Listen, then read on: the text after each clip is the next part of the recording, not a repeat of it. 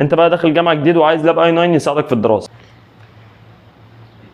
طب تيجي نعمل صف، اقول لك شويه اساسيات تمشي عليها وانت بتشتري لابتوب وانت هتعمل فول اونلاين. شفت بسيطه ازاي؟ بص يا سيدي، اول حاجه انت تركز فيها هو انت بتشتري اللابتوب ده للدراسه بجد؟ طب لدراسه ايه؟ في الاغلب هتكون طالب هندسه او حاسبات او بتدرس برمجه، ولو انت برضه في اي كليه تانية فبرضه تركز على الحاجات دي. اول حاجه ركز على وزن اللابتوب، لان اللابتوب ده انت بتروح بيه من مكان لتاني اللي هو من الجامعه للبيت، فبتحتاجه يكون خفيف. تاني حاجه بقى وهي الرامات، وطبعا ما تقللهاش عن 8 جيجا. تالت حاجه وهي التخزين عشان ملفات، وركز وانت بتختار اللابتوب يكون ب اس اس دي مش ب اتش دي دي عشان يقدم لك سرعه، وطبعا ملفاتك دي ملهاش علاقه بالافلام. بعد كده بص على خامات اللابتوب، وركز تحديدا على الهنج اللي هي المفصله يعني، لان اغلب اللابتوبات اللي بتكون خاماتهم ضعيفه الهنج بتاعها بيتكسر. بعد كده بص على البطاريه، بما انك هتروح باللابتوب ده الجامعه فتحتاج تستعمله هناك كتير، فركز يكون البطاريه بتاعته كبيره علشان تقضيه. وطبعا انت كده كده هتجيب معالج كويس، فركز كمان ان استهلاك الطاقه فيه يكون قليل علشان اللابتوب يقضي معاك فتره اكبر وانت بره البيت. بس كده يا عم، انا عملت اللي عليا وقلت لك الاساسيات.